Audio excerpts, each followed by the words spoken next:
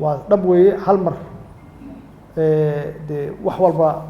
ma dhici karaan in la sameeyo maalin walba waxba laga baranaya saasay tahayna khaldaad waa la geli marka idinku naftigiina inaad madaxiina ku haysaan dawladda idinka iska leh dawladda cadowdin ma aha haddii wax khaladana baa sheegi kartaan waa fair idinkoo siinaya fursad sababtay u khalad inaad weydiisaan anoo magaceeda ku hadlaya inaan u hambaliyeeyo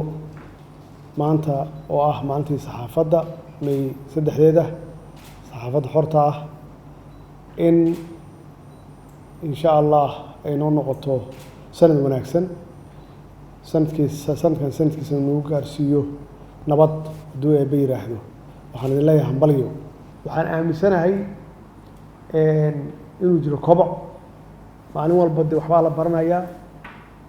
sida aad sheegteen oo aad qirteen in isbedel badan oo ku dhacay xiriirka aad leedihiin dawladda inay ka wanaagsan tahay ama sida lidin la macaamilo inay ka wanaagsan tahay sidii hore oo mar ka dambeysaba